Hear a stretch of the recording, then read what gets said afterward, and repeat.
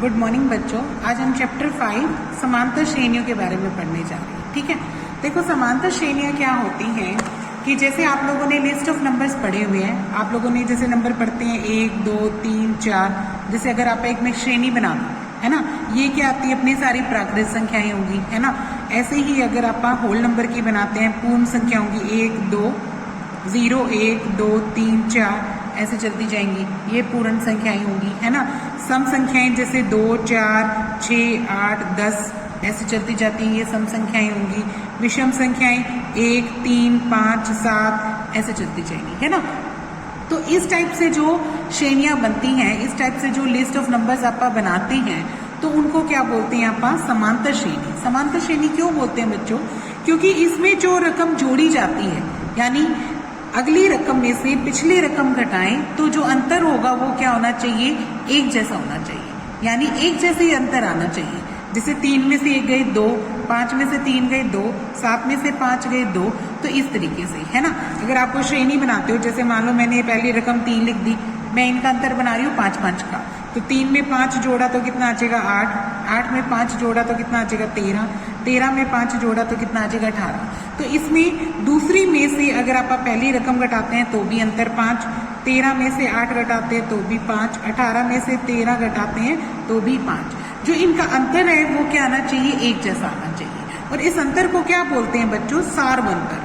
क्या बोलते हैं, सारवंतर। सारवंतर क्या होता है, हर अगली रकम में से पिछली रकम घटाओ तो जो अंतर आता है, जो उनका डिफरेंस आता है, वो क्या कहलाता है, सारवंतर। इस सारवंतर को आप डी से डिनोट करोगे। किससे डिनोट करोगे, डी से। ठीक है, तो इस डी का मान क्या होना चाहिए, हर सवाल में, हर भाग में क्या होना चाहिए, बराबर होना चाहिए। ठीक है, अगर सारवंतर समान होगा तो ही हम उसे क्या बोलेंगे, समांतर श्रेणी बोलेंगे। ओके, यानी और सबसे पहली बात, और ये देखो इसके बाद पहले जो पद होगा, यहाँ पे क्या होता है, हर रकम को क्या बोलते हैं, पद बोलते हैं। क्या बोलते हैं इनको, पद। जैसे ये पहला पद, ये दूसरा पद, ये तीसरा पद, ये चौथा पद, ऐसे चलते जा रहे हैं है ना। पहला पद को तो आपने ए या A1 से नाम देना है। क्या बोलना है, ए या क्या बोलना है, A1। पहले पद को आप क्या लिखेंगे, ए या क्या लिखेंगे, A1। ऐसे ही दूसरे पद को आप क्या लिखोगे, A2।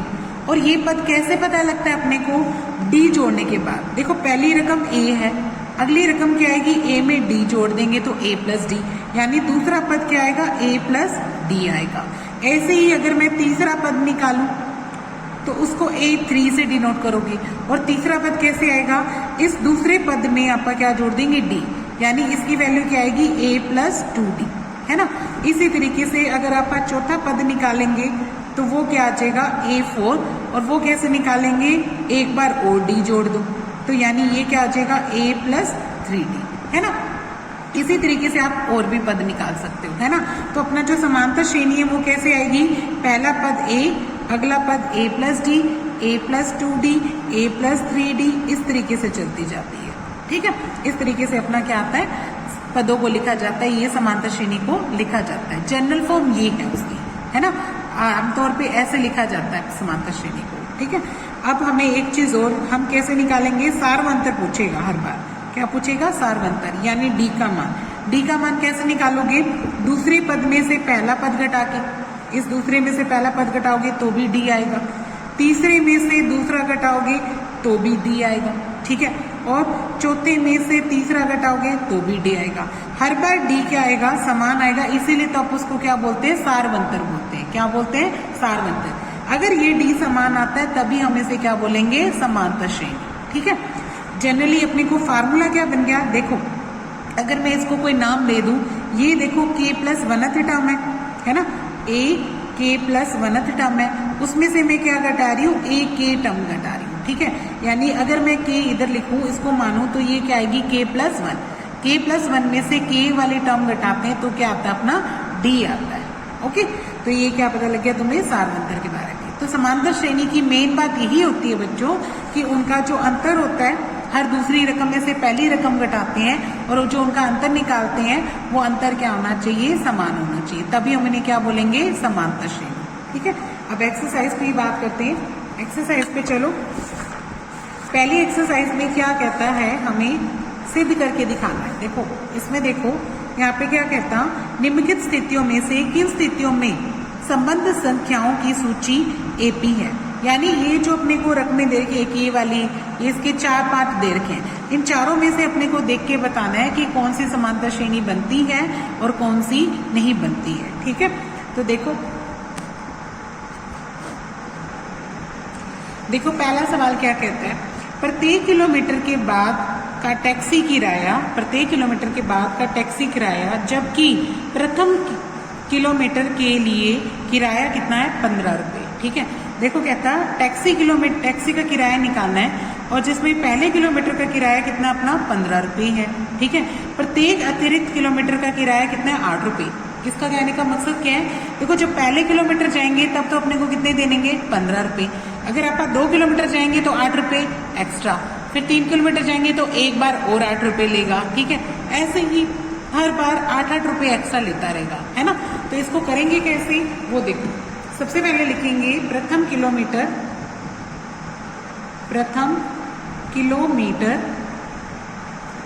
का के बाद टैक्सी का किराया कितना लिख देंगे, 15 रुपये। ठीक है, फिर इसके बाद लिख दो अतिरिक्त किराया, प्रत्येक किलोमीटर का अतिरिक्त किराया ये दे रखा है मुझे 8 रुपये। ठीक है, और जो पहला है उस रकम को क्या मान लो, ए पद मान लो। उस रकम को क्या मान लो, ए। पहली रकम क्या आ गई अपनी 15, या A1 भी लिख सकते हो आप, इसको ए भी लिख सकते हो या क्या लिख सकते हो, A1, एक ही बात है। ठीक है, अब दूसरे किलोमीटर का निकालेंगे। 2 किलोमीटर के बाद टैक्सी का किराया इस रकम को क्या मानोगे बच्चों, A2। ठीक है, ये कैसे निकलेगी, 15 में क्या जुड़ जाएगा, 8 जुड़ जाएगा, है ना। तो ये कितना आ जाएगा, 23 रुपये। कितना आ जाएगा, 23 रुपये। फिर ऐसे ही 3 किलोमीटर के बाद टैक्सी का किराया, इसको आप क्या लिखना, A3। ये कैसे निकालेंगे, 15 + 8 + 8, ये कितना आ जाएगा, 23 में 8 जोड़ेंगे तो कितना आ जाएगा, 31 रुपये आ जाएगा। ठीक है, ये कितना आ जाएगा, 31 रुपये। ठीक है भाई, इसी तरीके से आप एक और निकाल सकते हो अगर निकालना चाहो। अगर नहीं निकालना चाहते तो इसी प्रकार चलता जाएगा। ठीक है, तो हमारी जो समांतर श्रेणी तैयार हुई तो वो क्या आएगी, लिखेंगे संख्याओं की सूची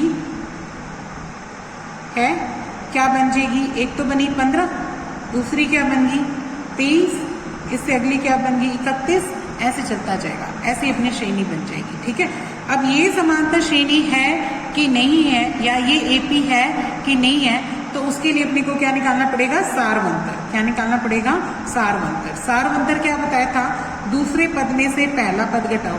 ये दूसरा पद है, दूसरे में से क्या घटाओ, पहला पद। यानी 23 में से आप 15 घटाते हैं तो अंतर कितना आएगा, 8। फिर तीसरे में से दूसरा घटाओ, यानी 31 में से 23 घटाएंगे तो अंतर कितना आ रहा है, 8। तो अंतर क्या आ रहा है, सेम है ना। लिखेंगे यहाँ पर सारवंतर समान है, इसलिए यह संख्याओं की सूची या यह सूची एपी है। एपी का मतलब क्या होता है बच्चों, समांतर श्रेणी। ठीक है, एपी लिख रही हूं तो इसका मतलब क्या होता है, समांतर श्रेणी। समांतर श्रेणी का शॉर्टकट नाम क्या बनेगा, एपी। ठीक है, तो आप इसको क्या लिखेंगे, एपी बोलेंगे। शॉर्ट फॉर्म में इंग्लिश में क्या लिखोगे, आप इसको एपी ही लिखोगे। समांतर श्रेणी लंबा पड़ जाएगा ना, तो आपने छोटा ही लिखना है। क्या लिखना है इसको, एपी। ठीक है, अब इसी का दूसरा भाग देखो। दूसरे भाग में देखो क्या कहता है बच्चों, पढ़ो। किसी बेलन यानी सिलेंडर में उपस्थित हवा की मात्रा, जबकि वायु निकालने वाला पंप प्रत्येक बार बेलन के शेष हवा का 1/4 भाग बाहर निकालता है। ठीक है, अपनों ने श्रेणी कैसे बनानी है कि अपने पास एक सिलेंडर है, उसमें क्या दे रखी है, कुछ हवा दे रखी है। ठीक है, आपने क्या करना है, पंप से हवा निकालनी है। कितनी निकालनी है, जो भी बची हुई है उसका 1/4 भाग वो क्या निकालना है, बाहर निकालना है। तो जो श्रेणी तैयार होगी बची हुई, तो वो बताना है कि हमें कि वो एपी बनती है या नहीं बनती है। तो कैसे बताएंगे, मान लो कि शुरू में कितना है हवा, माना आरंभ में हवा का आयतन क्या मान लेते हैं, V। क्या मान लेते हैं, V। ठीक है, ये आयतन पड़ा है अपने पास। ठीक है, तो हवा जो निकाली गई, हवा निकाली गई, कितनी हवा निकालनी है, 1/4 V। कितनी निकालनी है, 1/4 V। ठीक है, तो दूसरी बार शेष हवा रहेगी, दूसरी बार शेष हवा बची, कितनी आ जाएगी, V में से आप 1/4 V घटा देंगे, तो ये कितना आ जाएगा, 4 लघुत्तम आ जाएगा। 4 एकम 4 तो 4V, 4 से भाग करोगे 1 आएगा तो 1V, 4 में से 1 घटाओगे तो कितना आ जाएगा, 3V/4। ये क्या आ जाएगा, अपना दूसरा पद आ जाएगा। और ये वाला पद क्या बोलेंगे आपका, पहला। A1 क्या बनेगा, अपना V बनेगा। इसी तरीके से तीसरी बार शेष हवा बची, तीसरी बार जब अपन निकालेंगे शेष हवा बची, वो कैसे निकालेंगे, जो भी अपने पास है हवा, देखो ये 3/4 भी बची है, इसमें से आप 1/4 इसी का, किसी 3/4 V का ही 1/4 पहले घटा देंगे, तो जो शेष हवा बचेगी वो तीसरी बार बचेगी अपनी, है ना। तो ये क्या बन जाएगा, 3V/4 माइनस 3V/16।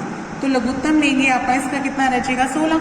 4 से इसको 16 से भाग करोगे 4 आएगा, 4 को 3 से करेंगे, 4 3 12, और फिर 16 कम 16, 16 को 1 रह गया तो 3 से गुना करोगे 3V, 12 में से 3 घटाओगे तो 9/16 V आ जाएगा। ठीक है, तो अपना जो तीसरा पद आएगा वो क्या आएगा बच्चों, 9/16 V। तो इसी प्रकार से चलता रहेगा, है ना।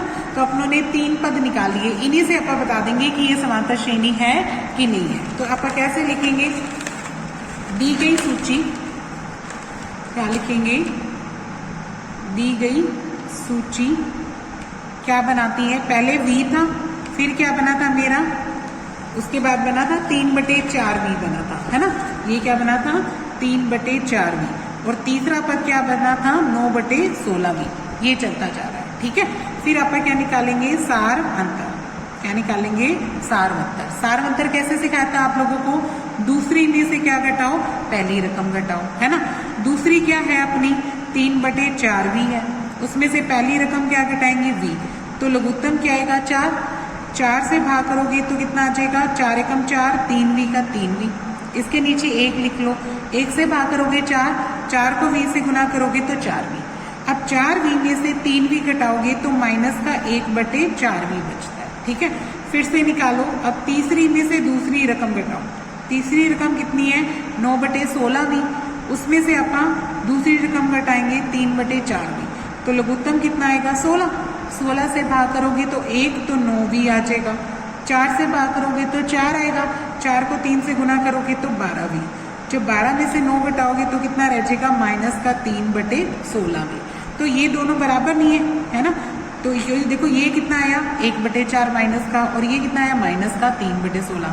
ये बराबर नहीं है, आप लिखेंगे A2 माइनस A1 है, वो बराबर नहीं आया A3 माइनस A2 के। ठीक है, यानी इसलिए सार अंतर समान नहीं है, तो यह सूची AP यानी अर्थमेटिक प्रोग्रेशन या समांतर श्रेणी नहीं है, ये नहीं बनती है ना, ये वाली समांतर श्रेणी नहीं बनी। अब इसी के बाद इसका तीसरा भाग देखते हैं। देखो तीसरे भाग में क्या कहता है, पढ़ो। प्रत्येक मीटर की खुदाई के बाद एक कुआं खोदने आई लागत प्रथम निकालनी है अपने को। ठीक है, अपना ने लागत निकालनी है कुआं खोदने की। अगर प्रथम मीटर की खुदाई करते हैं तो लागत कितनी देते हैं, 150। बाद में प्रत्येक मीटर की खुदाई की लागत कितनी है, 50 रुपये बढ़ती जाएगी। ठीक है, यानी एक की 150, दूसरे की क्या आएगी 150 प्लस 50 200, फिर 150 प्लस 50 फिर से करते जाएंगे तो अपनी लागत क्या है, बढ़ती जाएगी। ठीक है, तो सबसे पहले क्या लिखते हैं आप, प्रथम मीटर की खुदाई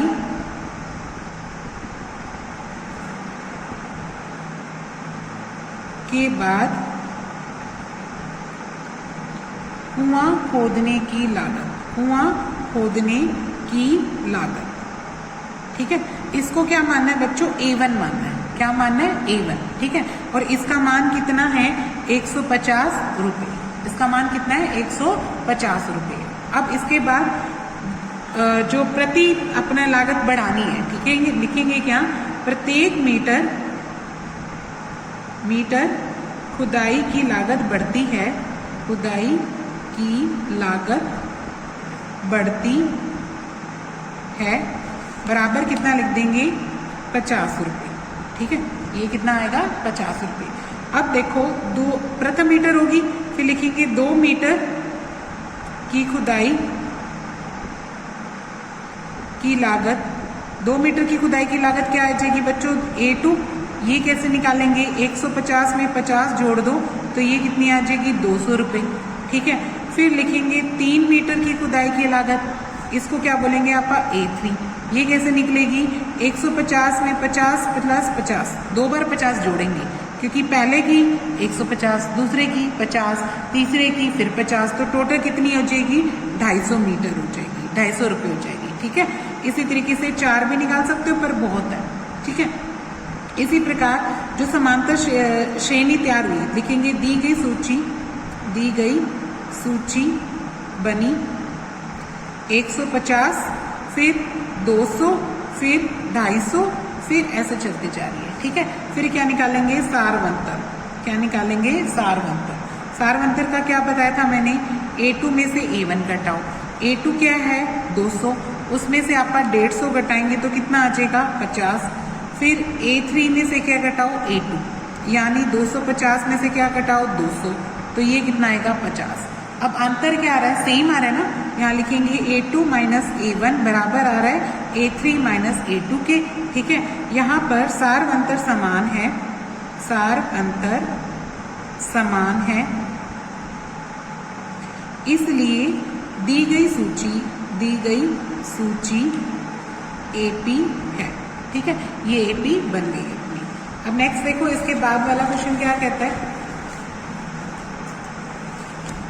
देखो, खाते में प्रत्येक वर्ष का मिश्रधन जबकि 10,000 रुपये की राशि 8% वार्षिक की दर से चक्रवृद्धि ब्याज पर जमा की जाती है। ठीक है, अपनों ने 10,000 की राशि जमा की है 8% के हिसाब से, लेकिन ब्याज कौन सा है, चक्रवृद्धि।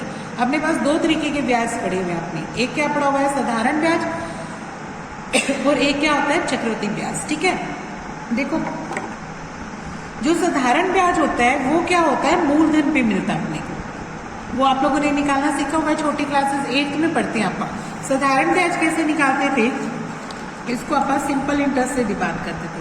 साधारण ब्याज कैसे निकलता था, P into R into T/100, ये साधारण ब्याज निकालने का फार्मूला था। और चक्रवृद्धि ब्याज कैसे निकालते थे, चक्रवृद्धि ब्याज अपने पास चक्रवृद्धि मिश्रधन निकलता था। सबसे पहले क्या निकलता था, चक्रवृद्धि मिश्रधन, जिसको आप CA से डिनोट करते थे, है ना। तो वो कैसे निकलता था, P इंटू 1 प्लस R/100 की पावर क्या आती थी, N क्या होता था, समय। ठीक है, अगर 1 वर्ष है तो 1, 2 है तो 2। ठीक है, इसमें आप छमाही भी निकालते थे और 4 माही भी निकालते थे, तिमाही भी ब्याज निकलता था अपना, है ना। तो इस तरीके से अपनों ने निकालना सीखा हुआ है ये चक्रवृद्धि मिश्रधन, तो वही अपने को इस बार भी निकालना है। देखो, इसमें क्या कहता है, चौथे पार्ट में हमारे पास जो स्टार्टिंग में है, लिखेंगे जमा की गई राशि, ये क्या बनेगा बच्चों, पहला पद, यानी ये A1 बनेगा। A1 कितना है, 10,000 रुपये। ठीक है, और ब्याज की जो दर है, वार्षिक दर, क्या लिखेंगे, वार्षिक दर, वो कितनी है, 8%। ठीक है, ये ब्याज की दर आ जाएगी। फिर आप एक एक वर्ष का निकालते हैं, लिखते हैं पहले वर्ष का चक्रवृद्धि मिश्रधन, मिश्रधन, ठीक है। इसका फार्मूला क्या आता था, P इंटू 1/r की पावर 100, r/100 और पावर क्या आएगी n। P कितना होता है, प्रिंसिपल यानी ये 10,000 रुपये, ठीक है। और एक r कितनी देर की है 8, और नीचे क्या आएगा 100, और समय क्या लगाएंगे 1, क्योंकि आपका पहले वर्ष का निकाल रहे हैं, पहले वर्ष के बाद चक्रवृद्धि मिश्रधन, है ना। तो ये क्या बनेगा अपना, देखो 10,000 का 10,000, ठीक है, और 100 लघुत्तम ले लो तो 100 एकम 100 और जमा 8 आ जाएगा ये वाला, है ना। तो ये क्या बन जाएगा 10,000 गुना 108/100 आ जाएगा, क्योंकि पावर कितनी है 1, तो 1 ही बार आएगा। फिर 2 जीरो से 2 जीरो कट गई, इसकी गुना कितनी आ जाएगी 10,800 रुपये। ये क्या बनेगा बच्चों, अपना दूसरा पद बन जाएगा, ठीक है। पहला पद तो यही 10,000 रुपये हो जाएगा, और दूसरा पद क्या हो जाएगा 10,800, ठीक है। फिर लिखेंगे दूसरे वर्ष के बाद, दूसरे वर्ष के बाद चक्रवृद्धि मिश्रधन, चक्रवृद्धि मिश्रधन, ठीक है। इसका फार्मूला क्या होता है, P इंटू 1/r की पावर 100, r/100 की पावर n। तो लिखो P कितना है 10,000, 1 8/100 और पावर क्या लिखेंगे 2, ठीक है। अब ये कितना आ जाएगा 10,000, ये 100 वही लघुत्तम, 100 एकम 100 जमा 8 की घात क्या आएगा 2, तो ये बन जाएगा 10,000, 108 बन जाएगा बटे 100, पावर कितनी आएगी 2। अब इसका मतलब क्या है, इसको 2 बार लिखना आपने, 2 बार लिखोगे तो 108/100, फिर से लिखोगे 108/100, 2 जीरो से 2 जीरो, इस 2 जीरो से ये 2 जीरो, इन दोनों की अगर आप गुना करें, 108 को 108 से गुना करते हैं तो ये क्या देता है अपने को, ये देता है 4 6 6 1 1 11,664 रुपये देता है। ये कौन सा पद आएगा बच्चों, तीसरा, ठीक है। तो लिखेंगे इस प्रकार श्रेणी है, कौन कौन सी बनी, एक तो थी शुरू में 10,000, फिर कितनी आई अपनी 10,800 दूसरा पद, फिर तीसरा पद कितना आया 11,664, और ऐसे चलता जा रहा है, ठीक है। फिर क्या निकालते हैं आपका सारवंतर, सारवंतर कैसे सिखाया था, दूसरे में से पहला पद घटाओ, तो 10,800 में से 10,000 घटाते हैं तो कितना आता है 800, फिर तीसरे में से दूसरा घटाओ, 11,664 में से 10,800 घटाते हैं तो ये आता है 864। ये तो बराबर नहीं आया, नहीं आया ना, यहाँ पे लिख देंगे A2 माइनस A1 बराबर नहीं है A3 माइनस A2 के, लिखेंगे क्योंकि सारवंतर समान नहीं है, सारवंतर समान नहीं है तो दी गई श्रेणी AP नहीं है, ये AP नहीं बनी, ठीक है। अगर बनती तो आपको सारवंतर क्या आता आपका सेम आता, इसलिए ये क्या है समांतर श्रेणी नहीं है, ठीक है। अब नेक्स्ट देखो बच्चों, इसमें क्या कहता है, अगले सवाल में कहता दी गई AP के प्रथम पद के 4 पद लिखिए अगर जबकि प्रथम पद A और सारवंतर D निम्नलिखित है, ठीक है। ये जो अपने को श्रेणी बनानी है उसके 4 पद लिखने को कह रहा है, जिसमें A दे रखा है, D दे रखा है, तो अपने को क्या निकालने हैं 4 पद निकालने हैं। देखो दूसरे सवाल में क्या कहता, मान लो A हमें कितना दे रखा है 10, D कितना दे रखा है 10, ठीक है। तो इसके 4 पद लिखने हैं, तो देखो A1 तो क्या होता है A ही होता है, यानी पहला पद क्या होता है, यहाँ क्या लिखोगे पहला पद, पहला पद क्या बताया था आपको A1, और वो किसके बराबर होता है A के, तो पहला पद कितना आ जाएगा 10। फिर लिखना दूसरा पद, दूसरा पद क्या होता है A2, वो कैसे सिखाया था A में D जोड़ के, किसमें आएगा A में D जोड़ के, तो A अगर 10 है D अगर 10 है तो 10 और 10 कितने हो जाएंगे 20, ठीक है। फिर लिखना तीसरा पद, तीसरा पद क्या होता है A3, ये कैसे निकलेगा AD जमा D, फिर से एक बार और D जोड़ दो, यानी A प्लस 2D आ जाएगा, क्या आ जाएगा A प्लस 2D, तो A कितना है 10 और 2 गुना 10 करोगे तो ये आ जाएगा 10 जमा 20, तो तो ये कितना आ जाएगा 30। ठीक है, फिर एक और क्या निकालना है, चौथा पद।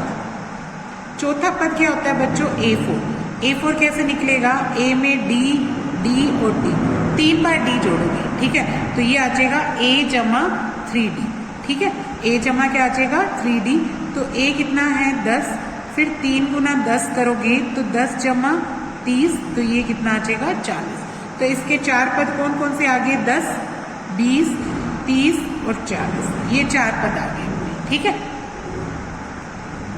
इसके बाद बच्चों हम इसका 5वां पार्ट कर रहे हैं। देखो 5वें पार्ट में क्या कहता, A दे रखा है माइनस का 1.25 और D दे रखा है माइनस का 0.25। ठीक है, देखो अपने को A कितना दे रखा है, माइनस का 1.25 और D कितना दे रखा है, माइनस का 0.25। देखो बच्चों A हमें ये दे रखा है, D हमें ये दे रखा है। ठीक है, तो यहाँ पे भी अपन लिखेंगे पहला पद। पहला पद तो क्या होता है, A1 बोलते हैं, और वो क्या आएगा, A ही आएगा, यानी यही रहेगा, ये हमारा पहला पद है। ठीक है, उसके बाद हमें दूसरा पद निकालना है, फिर लिखेंगे दूसरा पद। दूसरा पद क्या होता है, A2, है ना, वो कैसे निकलेगा, A में एक बार सारवंतर जोड़ के, यानी A में D जोड़ के, तो वो क्या आएगा, देखो A क्या है, माइनस का 1.25 और D क्या है, माइनस का 0. ये क्या दे रखा है, माइनस का 0.25। ठीक है, अब देखो इनको जोड़ो, माइनस माइनस क्या होती है, प्लस, तो निशान किसका आएगा, माइनस का। आप इसको जोड़ो, 5 और 5 0, 2 और 2 4 और 1 5, फिर 1 और 0 करोगे तो क्या आ जाएगा 1, ये आ जाएगा माइनस का 1.50। इसी तरीके से निकालोगे क्या, तीसरा पद। तीसरा पद को किससे डिनोट करोगे बच्चों, A3 से। तो A3 कैसे निकलेगा, A और 2D, है ना, आपको सिखाया था कि एक बार D और जोड़ दो तो क्या आ जाएगा, A + 2D आ जाएगा। या आप लिख भी सकते हो कि एक बार A इसी में D और जोड़ दो, है ना, A + D में एक बार D जोड़ोगे तो ये क्या आ जाएगा, A + 2D। तो इसको कैसे निकालेंगे, A कितना है, माइनस का 1.25 प्लस 2 गुना D का मान कितना है, माइनस का 0.25। अब गुना करो, ये माइनस का 1.25, इसको 2 से गुना करती हूँ तो कितना आ जाएगा, माइनस का ही आएगा, माइनस का ही कितना आएगा, 0.50 आ जाएगा। जब आप इसको जोड़ोगे तो माइनस का 1.75 आ जाएगा, है ना, 5 में और 0 0, 2 और 5 7, 1 और 2, माइनस का 1.75, ये तीसरा पद आ गया। फिर अपन निकालेंगे चौथा पद। चौथे पद को किससे डिनोट करोगे बच्चों, A4 से। A4 कैसे निकलता है, A में 3 बार D जोड़ा जाता है ना, यानी A + 3D के बराबर होता है वो। तो A कितना है, माइनस का 1.25, 3 गुना D कितना लिखेंगे आप, D ये रहा 0. वो भी माइनस का 25। जब आप इसको गुना करेंगे तो कितना आ जाएगा, 25 ये क्या होता है 75, यानी 0.75 आएगा, वो भी किसका, माइनस का। जब आप इसको जोड़ोगे तो 0, ये भी 0, तो ये क्या आएगा 2, ये क्या आ जाएगा माइनस का 2। तो अपने 4 पद क्या आए, माइनस का 1.25 पहला पद, दूसरा पद कितना आया, माइनस का 1.50, फिर तीसरा पद कितना आया 1.75 और चौथा पद कितना आया माइनस का 2.0। ये अपने समांतर श्रेणी के पहले 4 पद आ जाएंगे। लिखेंगे प्रथम 4 पद है ये, ठीक है, ये 4 पद आ जाएंगे। नेक्स्ट देखो बच्चों, इससे अगला सवाल क्या कहता है, अगले में देखो क्या कहता है, प्रत्येक एपी के प्रथम पद और सारवंतर लिखिए। पहला पद लिखना है और क्या लिखना है, सारवंतर। तो देखो इसमें आप पहले का पहला भाग कर रहे हैं, तीसरे का पहला भाग देखो क्या है, 3 1 -1 -3 ये चल रहा है, ठीक है। इसमें पहला पद क्या आएगा, पहला पद या ए से डिनोट करो, तो पहला पद तो कितना है बच्चों 3 है, ठीक है।